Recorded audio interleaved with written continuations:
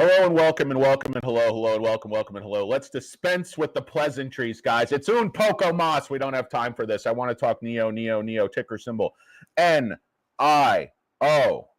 Let me share my screen here, guys. This is going to be very short, very sweet. I just want to tell you what's going on. A lot of people think the ER was bad. ER is not bad. Everything's on track. They're forecasting profitability sooner than most people think. The numbers for Q4 look good. The margin is trending in the right direction. Everything I wanted to see, I saw. Management's saying all the right things, and the shorts are just going absolutely ballistic. And this stock is about to short squeeze. That's my opinion. This thing is going to face rip. Hedge funds are flipping it. It's going to be game over. Okay, they are just going nuts on the stock right now. Just desperate to drop it. 55 million shares traded on the day. Take a look at this live short interest, you weak sauce, paper-handed douchebag, sack of shit turds. No, guys, I kid. Let's see. Before today started, they had borrowed 427 million shares on loan with short interest just under 200 million. What are they doing? What are those trades? I have absolutely no idea. Look at the live short interest here, turds. Just before, they look like they were returning shares yesterday, maybe a few shares. Absolutely not. Right at the end of the day, right at the end of after hours or pre-market or whatever the fuck, they borrowed 6 million more. Today, they're borrowing another 12.11 million net. Cost to borrow average, 29%. That's usually less than 1. Cost to borrow max, 55%. I have never seen until the other day, I'd never seen anything above 7.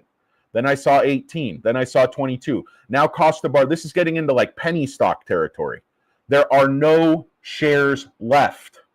Look at this, all after hours, 6K, 1K. And yeah, they'll make some more shares available. You see there's that same thing they used to do with SoFi, cost to borrow min, negative 0.2%.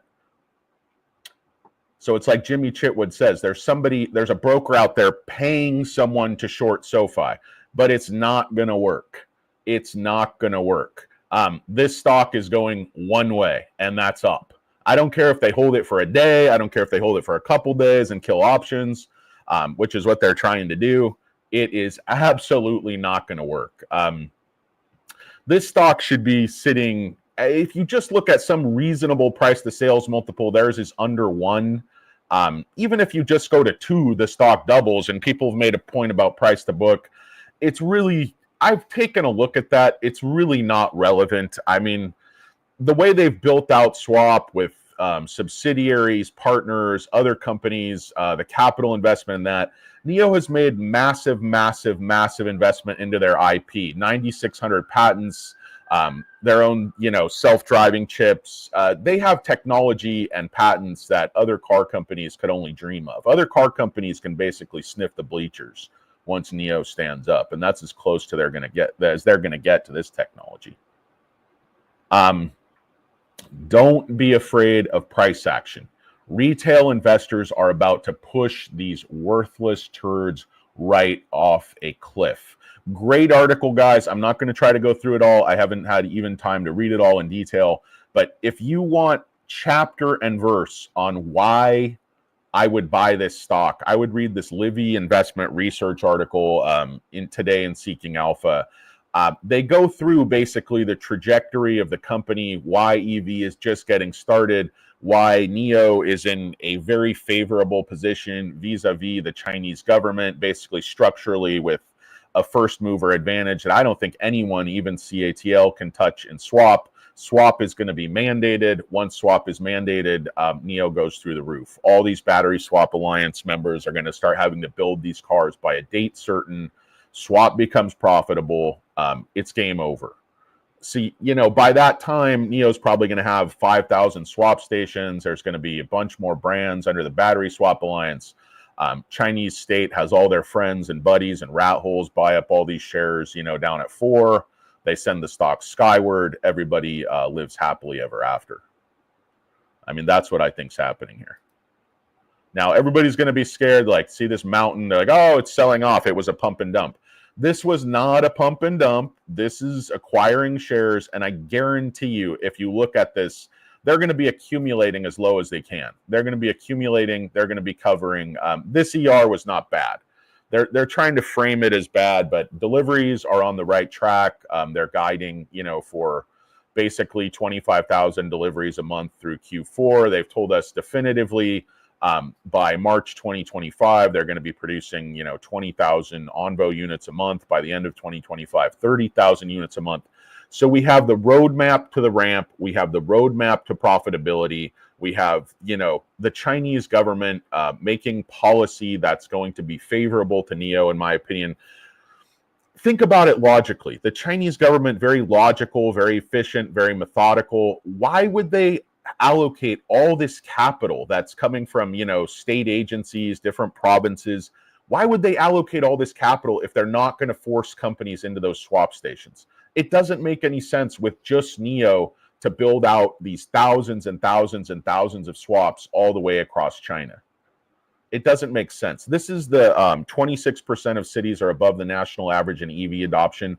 This is talking about how NIO is going to take advantage of these secondary markets to increase their profits. I mean, NIO is building everywhere, and this is their process. I was talking about the keys to Firefly. The charging network presence across China, even in smaller towns and counties. This is where no one else is going. This is what the Chinese government is telling them to do. Cover the entire country. We're going to keep funding you. We're going to keep pushing these foreign partnerships. Nobody sees that. I think the market makers see what this is, and they just want to bludgeon you out of your shares as cheap as possible. Don't let them get away with it. It's like Michael Moriarty said It's like Michael Moriarty said in, I got distracted briefly, Law and Order, like, got away with it once, don't let him do it again. It's talking to the jury, of course, made these emotional appeals to the jury. But this network of charging and battery swap, it is just absolutely untouchable. Scale advantage, step up. Again, I haven't even had time to read this entire article. I was just, watching this price action. Here it goes, guys. I mean, it's going to reverse. Math says it has to reverse. This is just completely unsustainable. 30,000 shares available. Cost to borrow, again, this has been 8. Look at what's happened throughout the day. Cost to borrow, 8.6, 8.2, goes up to 18.88, and now 21.21. Cost to borrow average, they're clocking now at 30%. It's like Country Mac, clocked a knife in his boot. Binocular pat down. Cost to borrow max 54.54%. You tell me. I mean, how many shares can these guys borrow? There are no more shares on loan. Ortex is estimating 427 million shares on loan. That's before they net borrow 12 million today. So almost 440 million shares on loan. Going where? Retail's not going away at 460. Retail's bought all these dips. That's why, unless there's some type of trades going on in the background that I don't understand, which I'm sure there are, none of this makes any sense to me. None of this makes any sense to me. Why are they borrowing almost, 440 million shares of NIO? They're not even shorting 200 million shares. They're going to attack the stock down to 2 or 3? I mean, what are you going to do with all them shares? It's like Peter Griffin said, like, how can I eat all them burgers? Anyway, guys, welcome and hello. That's really all I had for today. Hope everybody's doing well. Not a lurker. Hockey, one of my favorite. What's going on? Not a lurker. How are you? Phone ringing, some kind of junk bullshit call. Welcome and hello, guys. Welcome and hello and welcome. It's the great Maria Powell is with us. The Mattress King of Chicago, Carl Shemark, pick up more negative $1. Yeah, wait until they beat it down in negative levels. Hey, what's up, Mr. Potato Head? That's me. Exclamation point from Hockey Rink. We got Gilgo Beach Slayer. Good morning from Nassau County. Nassau County, not the jurisdiction of Ben Stone. They're over in Manhattan. So you can commit a crime out there, and law and order folk ain't going to pick you up. Let's see who else is here, guys. Of course, the great, wonderful, amazing Princess Jay is here. We have thank you, sweetheart. We have Clap My Dog. We have Not a Lurker. Good morning, sir. The great Jay Money. We have I don't know if Alberto's here. If he is, good morning, Alberto. We have Javier. 2,000 shares, looking to get another 1,000. I bought more NIO in the red, but loaded the boat. Yeah, don't worry about the red right now, Clap My Dog. This is all mechanics pushing this thing down. It should be about a $15 stock right now. It's going to go up. Yeah, they could push it way down, Carl. It's quite possible. I don't think there's that much room. I mean, I don't think there's that much room here. 12 million shares borrowed, 30,000 shares available, cost to borrow max 55%, cost to borrow average 30%. This is getting expensive, guys. This is getting expensive. We got the great Joseph Leone, 4,000 shares, about to sell and take my loss. Stupid. I don't know, man. It's that's one decision. I don't know why would you sell here, given what I'm talking about with what's coming up and the short interest. Doesn't make any sense to me, but you want to dump, man. I don't give a flying fuck. Beto Lopez Pocomas, what's up, Beto? How you doing? Miss Premium the options. SoFi is flyer than ever, buddy. Meet my shorts. It's going to be a huge boom, PC. This run is going to make the SoFi run look like a joke. I mean, this SoFi's highs were under 30. This stock's highs were just under 70. SoFi went down to the 4s. This went down to the 3s. The spring is coiled 3 times as tight as SoFi. It's going to go way, way, way, way, way, way, way, way up. Don't like or subscribe, Gilgo. It's a bad idea. Maria Powell, the great Maria Powell is here. Still buying this reminds. It is the same SoFi shorters, Maria. It's the exact same fucking people. I've been telling you guys this. Don't you listen? You guys got shit in your ears? God, I hate you guys. You're so stupid. You're so stupid. You should have taken the fish. You're so stupid.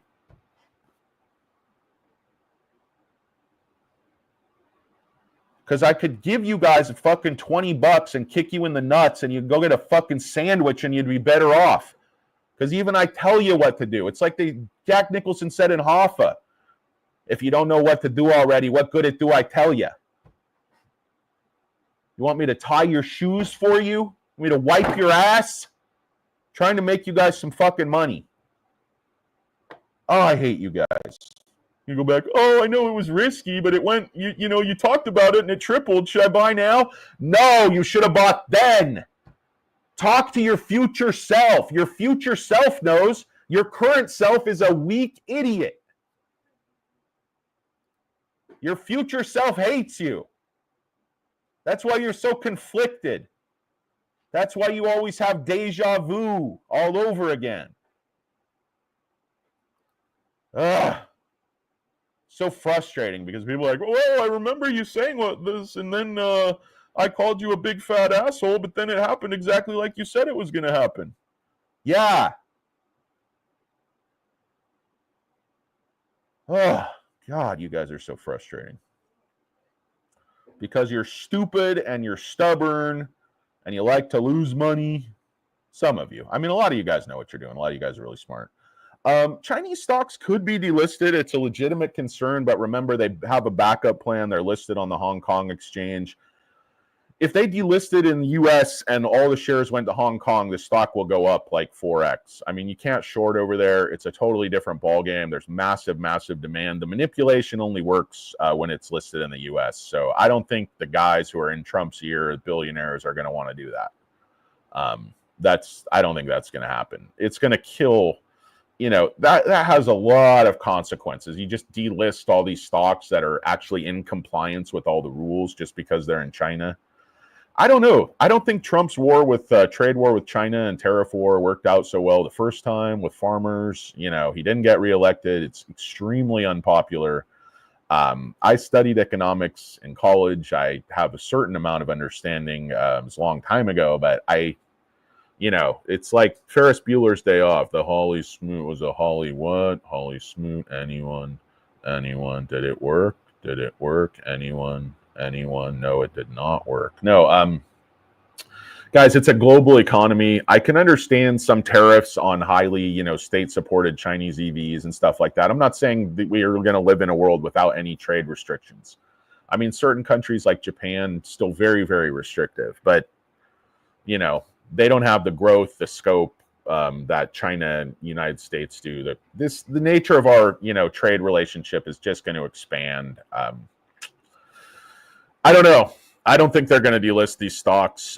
If they do, I think it'll triple in Hong Kong the next day. Or, you know, it's just not going to have the desired effect if they're trying to punish these companies, because delisting them is not going to is not going to, you know, delisting them is not going to kill these companies. They're not going anywhere. Chinese government, you know, has them building factories, has them expanding thousands of battery swap stations. They obviously are in the bag for NIO.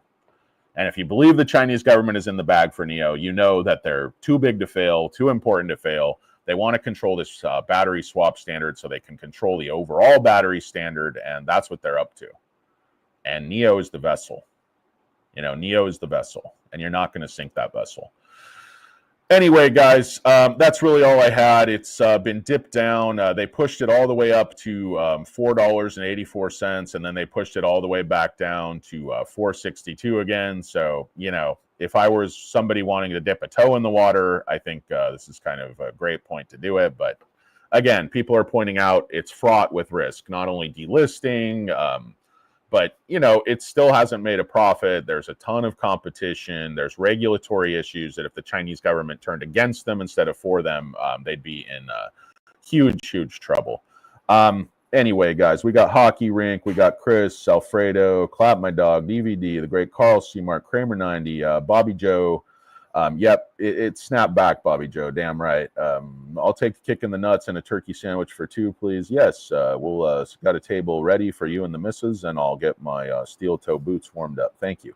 Cost to borrow is now 21%. There are zero shares available. Yeah, Brian, max cost to borrow max 54%, 55%. It's totally insane. Totally insane. Retail investors are pushing these guys off a cliff, and they're just not budging. And they keep counting on retail to crumble like cornbread. That's why they call me cornbread, guys, because I'm moist, I'm doughy, and I crumble under pressure. That's why I often sell the dip and smell the rip, because I'm a big, weak turd, just like you guys. Hey, I just want to say I hate you guys. I hate you so much. I hate you with a passion, especially Kyle. I hope you guys have a great day. I want to thank J Money Not a Lurker for producing the show, and I want to thank all you idiots for watching and commenting. I really appreciate it. Peace! Until we meet again.